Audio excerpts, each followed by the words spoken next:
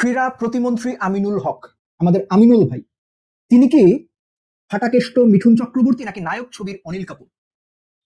কথাটা এই জন্য বলছি বা বলতে বাধ্য হচ্ছি যে তার ফার্স্ট প্রেস কনফারেন্সে সাংবাদিকদের যে বিসিবি প্রেমিসেসে ঢুকতে দেওয়া হয় না, সেটা ওপেন করার জন্য প্রেস কনফারেন্সে বসে বিসিবির সিইও নিজামুদ্দিন চৌধুরী সুজনকে ফোন করে একটা নির্দেশনা দিয়েছেন বা সাংবাদিকদের প্রবেশাধিকার নিশ্চিত করতে বলেছেন।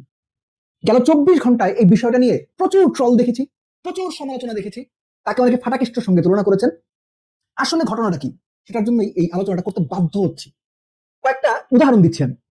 এই যে ভোক্তা অধিকার কর্তৃপক্ষের খুব মুখ পরিচিত কিছু মানুষ বিভিন্ন জায়গায় হানা দিচ্ছেন বা বিভিন্ন জায়গায় মজুদদারি ধরছেন, বেশি দাম ধরছেন, সেগুলো ভিডিও হচ্ছে। সেগুলোকে কি আমরা ফাটাকেষ্ট বলছি? বেশিরভাগ ক্ষেত্রে বলছি না, প্রশংসা করছি, তালি দিচ্ছি। বিভিন্ন জায়গাতে বিভিন্ন রাজনৈতিক দলের অনেক নেতা এইটা করছেন, ওইটা করছেন, সেগুলোর ভিডিও সামাজিক যোগাযোগ মাধ্যমে চলে আসছে। পজিটিভ কাজগুলো অবশ্যই, সেগুলোকে আমরা তালি দিচ্ছি। আরেকটা স্পেসিফিক ঘটনা মনে করিয়ে দিচ্ছি আমি। মাশরাফি বিন মুর্তজা তখন এমপি নড়াইল একটা হসপিটালে গিয়েছেন, ডিউটি ডাক্তার নেই, ডিউটি ডাক্তারকে ফোন দিয়ে বললেন আপনি কি ফাইজলামি করেন নাকি, জবাব দিতে চাচ্ছিলেন। পুরো ভিডিওটা করা হয়েছিল, সোশ্যাল সাইটে চলে এলো, ডাক্তাররা স্ট্রাইকে গেলেন কেন, তিনি ডাক্তারকে ফাইজলামির কথা বললেন। আমি ওই ইস্যুটা নিয়ে একটা রিপোর্ট করেছিলাম, সেখানে মন্তব্য নিয়েছিলাম প্রয়াত বীর মুক্তিযোদ্ধা স্থপতি মুবাশশির হোসেনের। তিনি সেখানে বলেছিলেন মাশরাফির বলার ধরনে হয়তো ভুল থাকতে পারে, কিন্তু তার উদ্দেশ্যে কোনো ঘাটতি নাই। আবার বলছি, মাশরাফির বলার ধরনে হয়তো ভুল ছিল, ডাক্তারকে তিনি বলছেন যে আপনি ফাইজলামি করেন নাকি, কিন্তু তার উদ্দেশ্য জবাবদিহিতা নিশ্চিত করা, ডাক্তার হিসেবে রোগীকে সেবা দেবে সেটা নিশ্চিত করা, এই যে উদ্দেশ্য, সেখানে কোনো ঘাটতি ছিল না। মাশরাফি সেটা নিয়েও সমালোচনা হয়েছিল। আমার পয়েন্টটা হচ্ছে এই যে ভোক্তা অধিকারের কর্মকর্তারা যে হানা দিচ্ছেন, সেটার ভিডিও হচ্ছে, সেটাকে আমরা তালি দিচ্ছি। কিন্তু আমিনুল হক যখন বসে সাংবাদিকদের প্রবেশাধিকার নিশ্চিত করছেন, তখন তিনি আমাদের কাছে ফাটাকেষ্ট হয়ে যাচ্ছেন। অথচ তার তো হওয়ার কথা ছিল নায়ক ছবির নায়ক। ফাটাকেষ্ট কেন হচ্ছেন? কারণটা খুব স্পষ্ট। কারণটা হচ্ছে Bangladesh is such a country. আমার কথা আপনি একমত নাও হতে পারেন, গালি দিতে পারেন, দালাল বলতে পারেন, যা খুশি তাই বলেন, কিছু যায় আসে না। আসলে Bangladesh is such a country, এইখানে দেখানোর জন্য হলেও অনেক কিছু করতে হয়। Bangladesh is such a country, এখানে গুণের চাইতে দেখনদারিটা বেশি ইম্পর্টেন্ট।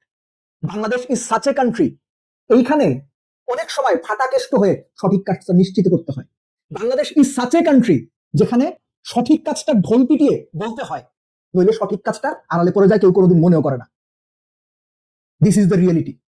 বাংলাদেশের সমাজ এখনো ওই পরিস্থিতিতে যায় নাই যেখানে আপনি দিনের পর দিন ভালো কাজ করে যাবেন, আড়ালে আবদালে করে যাবেন, দুটো মানুষ আপনার কথা বলবে না, বললো সেই সংখ্যা অলমোস্ট নাই এর মতো। সো এই দেশে ভালো কাজ করার জন্য প্রয়োজনে মিডিয়ার সামনে এসে স্টানবাজি করতে হয়। এই দেশে প্রচুর মানুষ আছে, কোনো যোগ্যতা নাই, অলমোস্ট নির্বোধ, যোগ্যতাহীন, শুধুমাত্র স্টানবাজি করে বড় মানুষ হয়ে গেছে। প্রচুর উদাহরণ আছে, বুড়ি বুড়ি নাম বলে দিতে পারি, কিন্তু অফিসিয়ালি বা এরকম করে বলাটা উচিত হবে না। তো সেই দেশে আমিনুল হক যখন বসে প্রেস কনফারেন্সে বিসিবি সিইওরে ফোন দিলেন, সেটাকে সহজভাবে দেখাটা জরুরি। আমি সহজভাবে দেখি, কেননা আপনি আমিনুলকে যখন দোষ দিচ্ছেন, ঠিক একই দোষ যখন আপনার পছন্দের কোন রাজনৈতিক কর্মী নেতা করছেন, সেটাকে আপনি বাহবা দিচ্ছেন, এটা আপনার ডাবল স্ট্যান্ডার্ড। এবং আপনি বা আপনাদের বা আমাদের অনেকের এই ডাবল স্ট্যান্ডার্ডের কারণেই আমি মনে করি আমিনুল যেটা করেছে ঠিক করেছে, এবং আগামীতেও যদি সেটা করে, অ্যাটলিস্ট একটা সার্টেন স্টেজ পর্যন্ত, সবসময় না, যদি সেটা করে সেটা সাপোর্ট করা উচিত। কেননা দেখানোর জন্য হলেও, মেসেজটা ডেলিভার করার জন্য হলেও, আমি কাজ করছি এটা বোঝানোর জন্য হলেও, আমি ছাড় দেবো না, আমি জবাবদিহিতা চাই, এগুলো নিশ্চিত করার জন্য হলেও এই কাজগুলো কিছু অংশে বাংলাদেশের মতো সমাজে, বাংলাদেশের মতো সামাজিক সংস্কৃতিতে, বাংলাদেশের রাজনৈতিক বা পেশাদার সংস্কৃতিতে করা উচিত। না করলে অনেকে লাই পেয়ে যায়, অনেকে প্রশ্রয় পেয়ে যায়, অনেকে মনে করে না কিছু তো হবে না, না কিছু হবে, এটা বোঝানোর জন্য হইলেও ক্যামেরার সামনে কিছু কাজ করা উচিত। ইতিপূর্বে আমরা অনেক বড় বড় নামকে দেখেছি, নেতা, পাতি নেতা, বড় নেতা, মেঝো নেতা, ছোট নেতা, অনেককে দেখেছি এরকম কাজ করতে, হিরোগিরি করতে, এবং সাধারণ মানুষ তাদেরকে হিরো বলে তালি দিয়েছেন। যিনি তার মতাদর্শের লোক, ভিন্ন মতাদর্শের লোক হলে তিনি হয়ে যাচ্ছেন ফাটাকেষ্ট। কিন্তু অ্যাকচুয়ালি বাংলাদেশের প্রেক্ষাপটে এই কাজগুলো বিভিন্ন সময়ে বিভিন্ন জনের করা উচিত। আপনি আমার সমালোচনা করতে পারেন যে আপনি এরকম একটা কাজ সাপোর্ট করেন, হ্যাঁ সাপোর্ট করি, আমি ভাই বাংলাদেশেই বড় হয়েছি আমি। এই দেশের মানুষ কেমন, এই দেশের সমাজ কেমন, সামাজিক সংস্কৃতি কেমন, এবং একই সঙ্গে রাজনৈতিক সংস্কৃতি কেমন আপনি যেমন বুঝেন আমিও বুঝি ভাই। আমি পৃথিবীতে নতুন না, বাংলাদেশেও নতুন না। সো ক্রীড়া প্রতিমন্ত্রী আমিনুল হক, আপনি প্রেস কনফারেন্সে বসে যে ফোনটা দিয়েছেন বিসিবি সিইওকে সাংবাদিকদের প্রবেশাধিকার নিশ্চিত করার জন্য, সেই কাজটা বাংলাদেশের প্রেক্ষাপটে, বাংলাদেশের সামাজিক অবস্থান বিবেচনায়, বাংলাদেশের মানুষের মেন্টাল স্টেট বিবেচনায় ঠিক আছে ভাই। এবং আগামীতে আরো কঠিন নির্দেশনা যদি দেন, অনুরোধ করবো সেটাও ক্যামেরার সামনে দিয়ে, তাতে অ্যাটলিস্ট আলোচনাতে আপনি থাকতে পারেন। কেননা প্রচারেই প্রসার, বাংলাদেশে এই মতের দারুণ যে বিক্রি, এটা বিভিন্ন সময় বিভিন্ন জন করছে, কেউ ইচ্ছা করে, কেউ অনিচ্ছাকৃত ভাবে, কেউ একদম সজ্ঞানে করছে।